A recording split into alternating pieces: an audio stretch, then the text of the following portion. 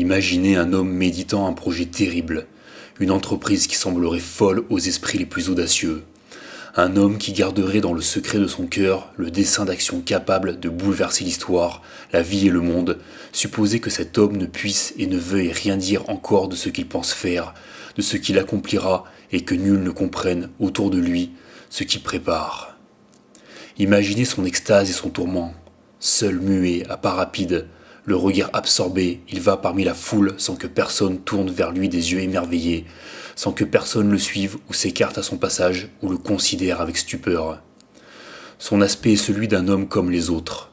Il est en tout semblable à eux par le vêtement, par le visage et par les formes de son corps, un homme parmi les hommes et rien de plus. Il chemine par des rues où se presse tout un peuple et nul ne le montre au doigt. Il le regarde sans le voir, à peine un oisif sourit-il de sa chevelure un peu en désordre et de ses airs de somnambule. Mais représentez-vous son âme, l'âme de cet homme qui passe avec son invisible secret parmi ces aveugles qui passent au milieu d'eux, distraits et taciturnes, et portent en lui le pouvoir de transformer leur vie entière, leur avenir, leur destinée.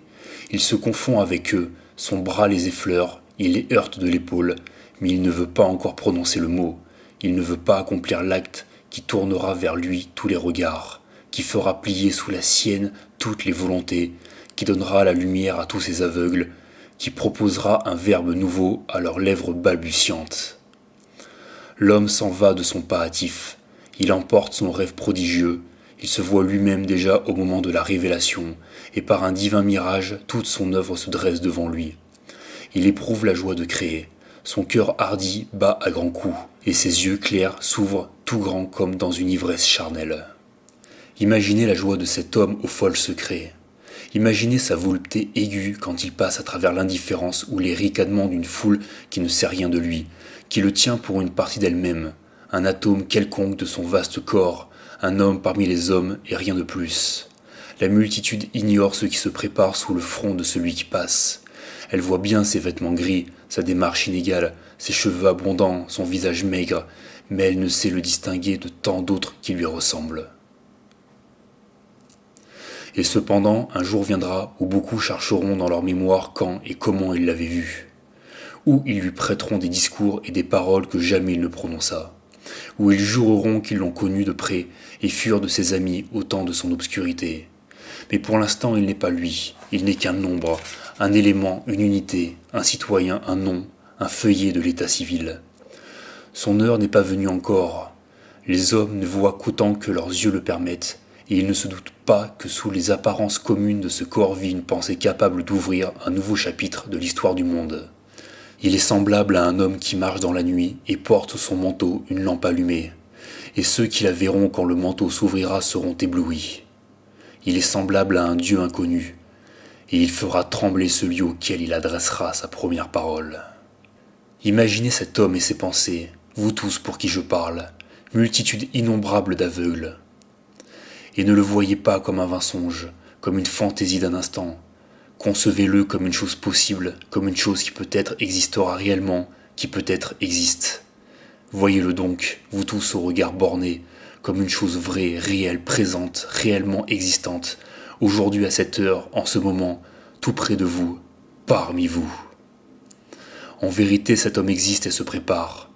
Je vous dis que cet homme chemine par vos rues, entre dans vos maisons et vous regarde au fond des yeux. Il veille, il pense, il s'arme. Son temps n'est pas venu, mais il viendra. Ses lèvres ne disent que les mots habituels à tous, mais à son heure, elles diront d'autres mots. Il passe, humble, parmi votre foule agitée, mais un jour, il se dressera seul devant vous, et tous le verront, et tous se souviendront de l'avoir entendu en quelques moments éphémères de leur misérable existence.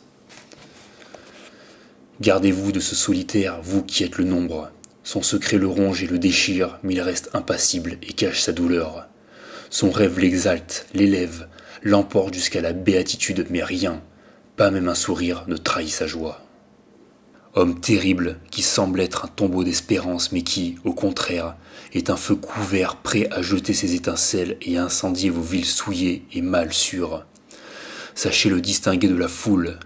Unissez-vous pour lui courir sus. Ne tardez pas à vous en rendre maître, et peut-être pourrez-vous éteindre sa lumière. Peut-être réussirez-vous à étouffer sa flamme sous les cendres de vos songes morts. Soyez en garde, veillez en tout lieu. Qui sait s'il n'est pas près de vous, à l'instant même? S'il ne passera pas demain sous vos fenêtres, tandis que vous le suivez un moment du regard?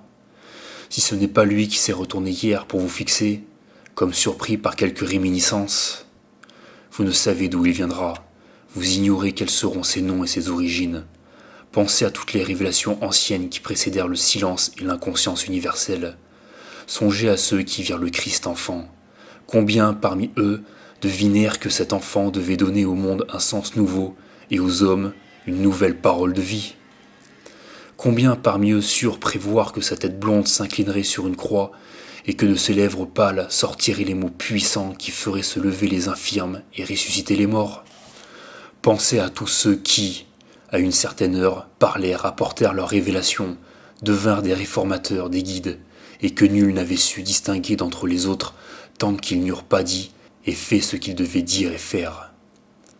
Pour tous ceux qui rénovèrent ou crièrent, pour tous ceux qui atteignirent la gloire, pour tous les grands, il y eut un temps où ils furent ignorés et obscurs, où ils parurent semblables aux autres, des hommes et rien de plus. Personne ne s'occupait alors de leurs origines, personne ne les regardait avec admiration, personne n'essayait de retenir leurs paroles, ni ne s'efforçait de décrire leur aspect, leurs habitudes, leur vie extérieure. Et quand soudain ils s'élevèrent sur vous tous, ô multitude aux yeux bandés, il fallut crier miracle et vous fâcher contre vous-même, car vous n'aviez pas pressenti le prodige qui se préparait. Et aujourd'hui encore, quelques prodiges se préparent. Chaque époque doit avoir ses révélateurs et ses héros. Le révélateur et le héros de demain attend aujourd'hui parmi vous sans être vu ni soupçonné. Il est impossible que cet homme n'existe déjà. Il vit dans l'ombre, sa lumière est encore cachée mais il est là, il vit, il chemine au milieu de vous à pas rapides. Pareil à vous, il n'est déjà plus un homme entre les hommes, mais un pasteur parmi les troupeaux, un chef au milieu de l'armée. Je voudrais faire naître en vous le sens et l'attente de ce maître qui vit votre vie, qui est le voisin de votre vie, mais que vous ne connaissez pas, dont vous ne devinez pas la présence. Je voudrais provoquer en vous qui êtes le nombre, le frisson de la venue soudaine de cet homme qui est un. Cherchez-le dans vos foules, cherchez-le sans trêve. Ne laissez échapper personne. Tout œil doit vous dire s'il porte un secret. Il existe, il vous regarde. Ne sentez-vous pas, sur votre vie chétive, le poids de son regard? Il existe et il attend. Ne sentez-vous pas l'oppression d'une attente déjà trop longue? Le voici parmi vous, seul, muet, les yeux pensifs. Il s'arrête un instant et vous fixe, mais déjà il reprend sa course rapide, et n'est plus désormais dans la foule croissante et dans le brouillard qui tombe qu'un homme parmi les hommes, une ombre entre des ombres, une terrible lueur d'espoir au milieu d'un peuple d'aveugles.